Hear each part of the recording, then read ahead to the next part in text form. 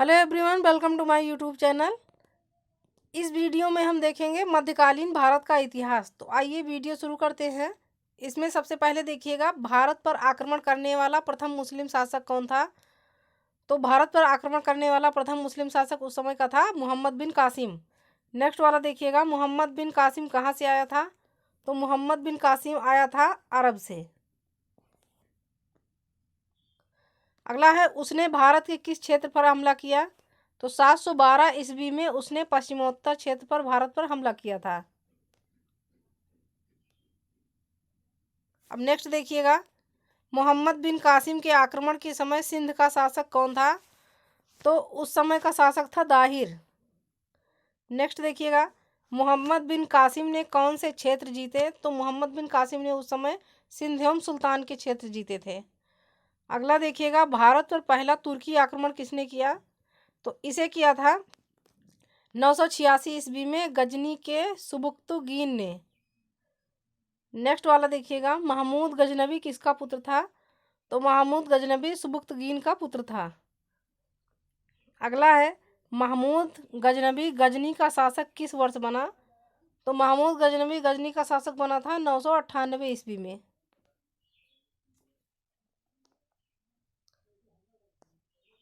अब नेक्स्ट देखिए, महमूद गजनबी ने भारत पर कितनी बार आक्रमण किया। तो महमूद गजनबी ने भारत पर 17 बार आक्रमण किया था, 1001 ईस्वी से लेकर के 1027 ईस्वी तक।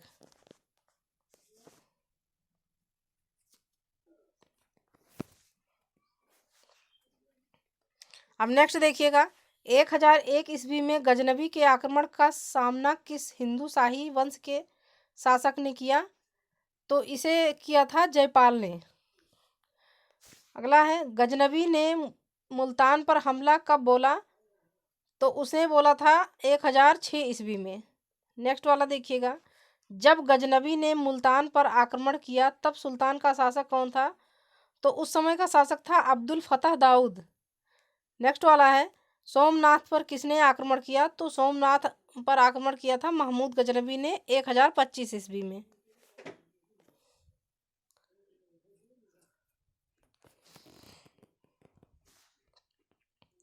अब नेक्स्ट देखिए, महमूद गजनबी ने अंतिम हमला किसके लिए किया था। तो महमूद गजनबी ने अंतिम हमला जाटों के विद्रोह को दबाने के लिए किया था। अगला है, भारत में तुर्की राज्य का संस्थापक किसे माना जाता है। तो भारत में तुर्की राज्य का संस्थापक माना जाता है मोहम्मद गोरी को। अब नेक्स्ट देखिएगा, मोहम्मद गोरी ने सबसे पहले भारत में कहाँ हमला किया। तो इसने सबसे पहले हमला किया था मुल्तान में।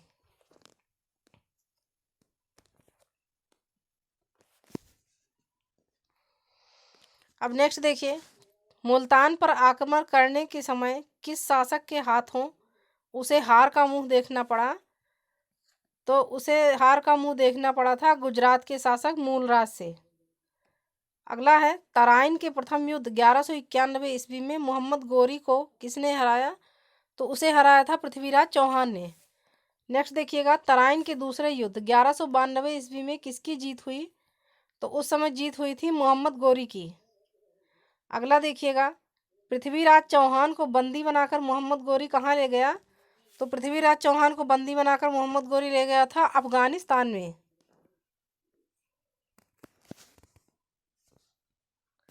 अब नेक्स्ट देखिए, चंदावर के युद्ध 1194 ईस्वी में मोहम्मद गोरी ने किसे हराया।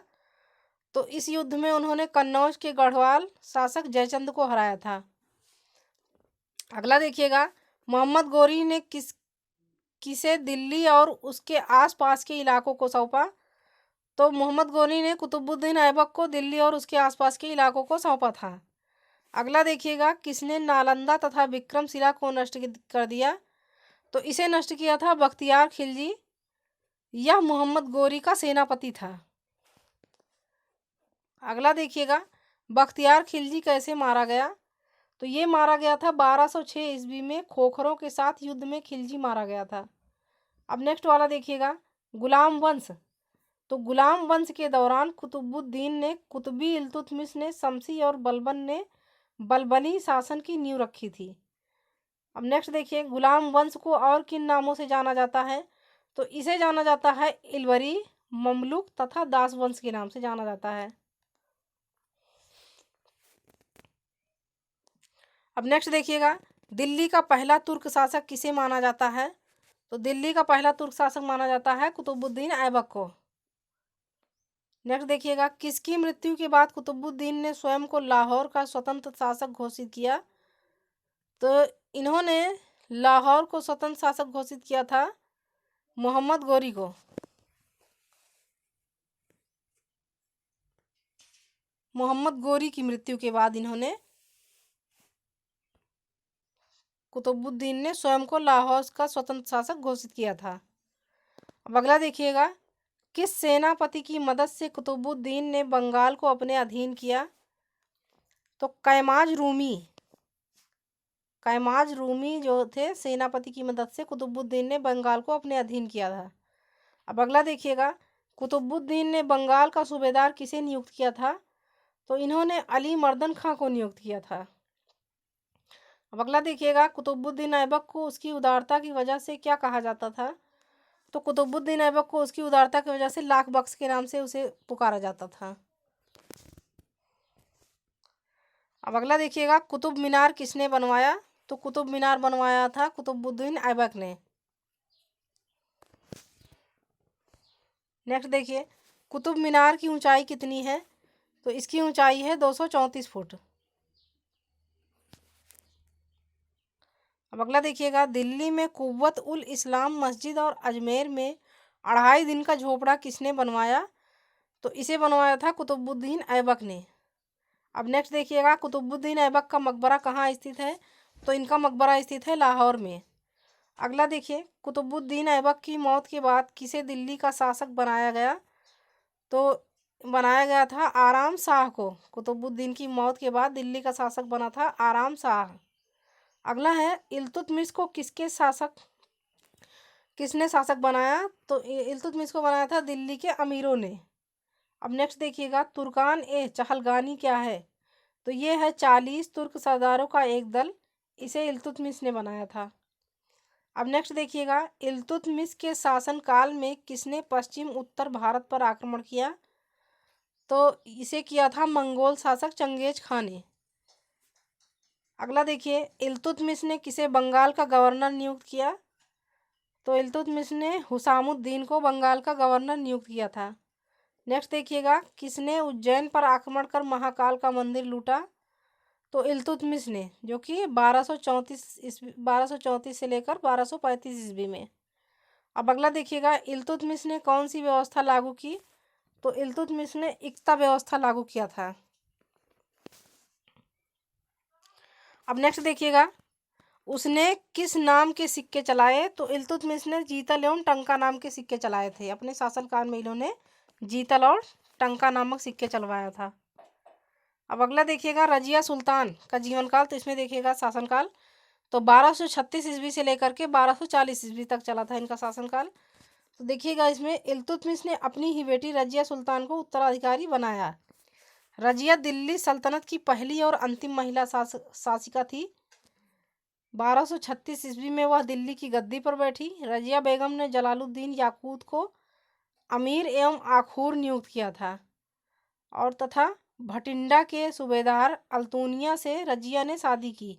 इसी बीच इल्तुतमिश के एक पुत्र बहराम शाह ने सत्ता हथिया ली और भटिंडा से दिल्ली आते वक्त रजिया व अल्तूनिया की हत्या कैथल के निकट कर दी गई। इतिहासकार मिन्हाज उस सिराज के मुताबिक रजिया का स्त्री होना उसके पतन का कारण था। अब अगला देखिएगा, जलालुद्दीन फिरोज खिलजी दिल्ली की गद्दी पर कब बैठा? तो ये बैठा था 1290 ईस्वी में। अब नेक्स्ट वाला देखिएगा, सुल्तान बनने से पहले जलालुद्दीन क्या था? तो सुल्तान बनने से पहले जलालुद्दीन था बुलंदशहर का इफ्तादार। नेक्स्ट देखिएगा, नवीन मुसलमान किसे कहा गया है? तो नवीन मुसलमान कहा गया है दिल्ली में बसने वाले मंगोलों को। अगला देखिए, किसने जलालुद्दीन फिरोज खिलजी की हत्या की